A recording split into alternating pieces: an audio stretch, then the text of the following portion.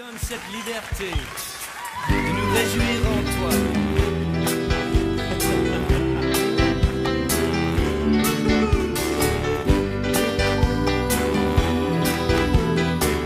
Bonjour cher Joseph, c'est toujours M. Michel Wechonga devant vous dans le cadre de notre cours d'anatomie.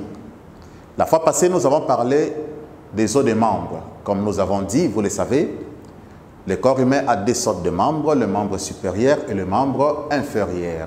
Le supérieur communément appelé bras et inférieur communément appelé jambes. Et nous avons cité les os des membres supérieurs, entre autres. Nous avons dit au niveau des bras, il y a l'humérus, au niveau de l'avant-bras, il y a le cubitus et le radius. Alors, quant aux membres inférieurs, nous avons dit à la cuisse, il y a ce que nous appelons les fémurs, c'est l'os le plus long du corps humain, du squelette. Et puis au niveau de la jambe, nous avons l'os le plus volumineux, c'est tout simplement le tibia. Et l'os le plus petit de la jambe, c'est ce qu'on appelle le péroné. Au niveau des pieds, il y a au niveau de la cheville les os tarsiens. Vous avez le métatarse, les phalanges, phalangites et phalangettes. Aujourd'hui, nous continuons avec l'os, parce que nous avons détaillé les os de chaque membre. Mais en fait, l'os en question, c'est quoi? C'est ça l'objet de la leçon d'aujourd'hui. L'os, c'est tout simplement une partie très dure du corps humain. Quand vous touchez le corps humain, la partie que vous sentez dure, c'est ce qu'on appelle tout simplement l'os. Il est constitué de quoi, l'os? L'os est constitué de deux matières minérales. La première matière, c'est l'osséine. Et la seconde, c'est le calcaire. C'est le calcaire qui donne la dureté et la rigidité de l'os. 3. Les parties de l'os. L'os comprend combien de parties? Généralement, 3 grandes parties. Il y a les deux têtes, appelées épiphyses. L'illustration est là. Cette partie est appelée épiphyse, c'est ça la tête de l'os. Vous avez l'os compact, c'est le corps même de l'os, le vrai os. C'est cette partie ici appelée le diaphyse. Et ensuite, le corps humain est couvert d'une membrane que nous appelons la peau.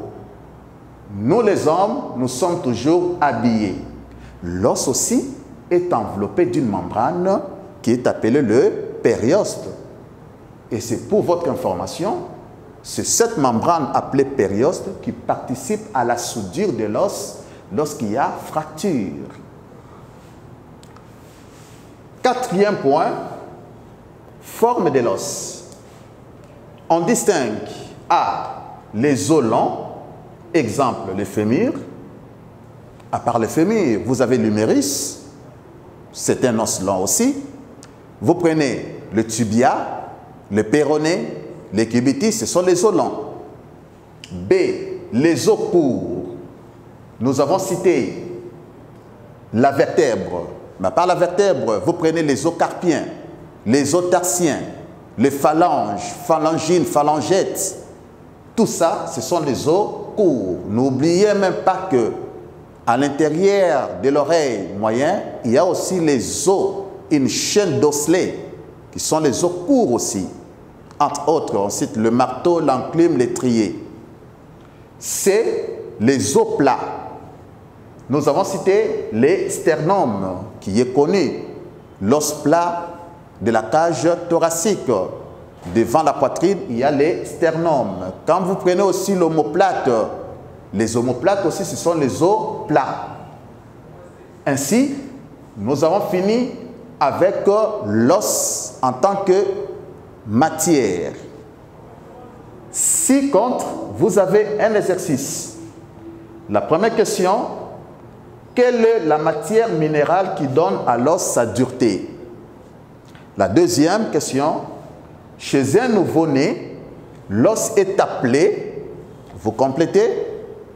Troisième et dernière question, dans quelle partie de l'os long le sang se génère-t-il?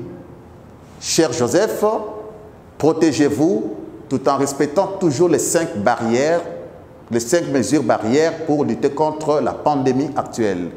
Je vous remercie.